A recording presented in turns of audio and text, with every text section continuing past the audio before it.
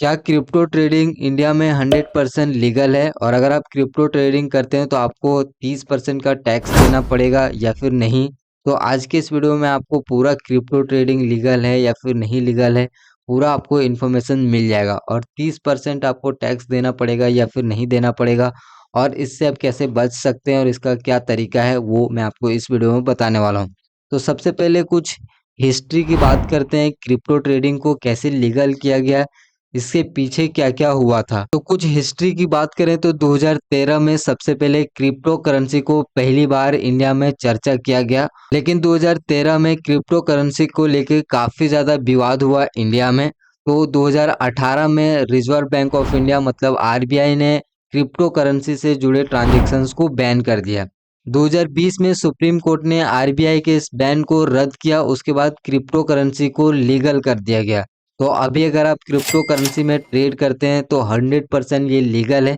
लेकिन इसमें एक और प्रॉब्लम हुआ, 30% का टैक्स।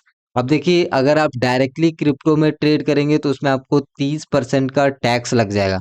अब अगर आप इस टैक्स से बचना चाहते हैं तो आपको क्रिप्टो के डेरिवेटिव्स में ट्रेड करना पड़ेगा। तो इसीलिए बहुत सारे क्रिप्टो के अलग अलग ब्रोकर्स आए इंडिया में, रजिस्टर हुए। जैसे कि बहुत सारे ब्रोकर है, मैं आपको 2-3 ब्रोकर का यहाँ पे नाम भी ले लेता हूँ जो कि 100% लीगल है और उसके ऊपर कोई भी यहाँ पे रिस्ट्रिक्शन नहीं है।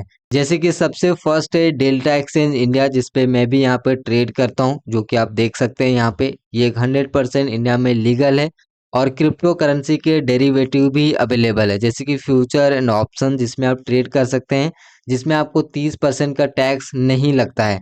उसके बाद और भी कई सारे ब्रोकर्स है, जैसे कि कॉइन डीएक्स है, और यहाँ पे आप देखेंगे तो मड्रेक्स है, जो कि सेम फीचर्स और सेम इंटरफेस के साथ आता है। जिस तरीके से डेल्टा एक्सचेंज काम करता है वैसे ही काम करता है। बिटकॉइन, इथेरियम और जितने भी कॉइन्स है वो सब इन ब्रोकर्स में भी अवेलेबल है। तो अभी का जो सिचुएशन है उसमें 100% लीगल है, आप क्रिप्टो में ट्रेड कर सकते हैं। गवर्नमेंट भी इस पे काफ़ी सारे इम्प्रूवमेंट लेके आई है।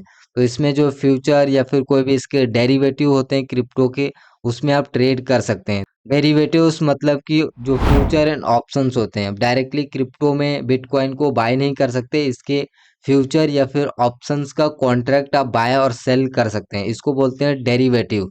तो इसमें अगर आप ट्रेड करते हो तो आपको 30% का टैक्स भी नहीं लगेगा, ना ही किसी भी तरह का टीडीएस लगेगा। जो नॉर्मल टैक्स होता है इंडिया में वही आपको टैक्स लगेंगे। तो क्रिप्टो करेंसी क्या 100% लीगल है इंडिया में? यस, क्रिप्टो करेंसी में ट्रेड करना 100% लीगल है। आप क्रिप्टो के डेरिवेटिव में ट्रेड कर सकते हैं, फ्यूचर एंड ऑप्शंस में ट्रेड कर सकते हैं।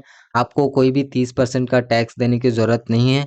जो टैक्स अप्लीकेबल होते हैं वही टैक्स आपके ऊपर भी लगाए जाएंगे, और सिंपल आपको वही टैक्स देना पड़ेगा।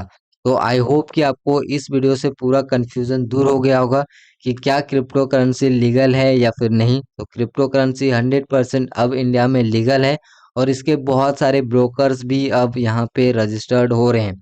और अगर आप अलर्ट लिस्ट को देखेंगे, आरबीआई ने जो अलर्ट लिस्ट जारी किया था, जो कि फॉरेक्स ब्रोकर को बैन किया गया था, उसमें भी इन सभी का नाम नहीं आता। जो क्रिप्टो के ब्रोकर्स होते हैं उनका कोई भी यहाँ पे नाम नहीं है, क्योंकि क्रिप्टो ट्रेडिंग से रिलेटेड जो भी ब्रोकर हैं वो 100% लीगल है, जो कि मैं आपको यहाँ पे दिखा देता हूँ। तो यहाँ पे आप देखिए, इतने सारे 75 ऐप्स आरबीआई ने रिस्ट्रिक्ट किया था।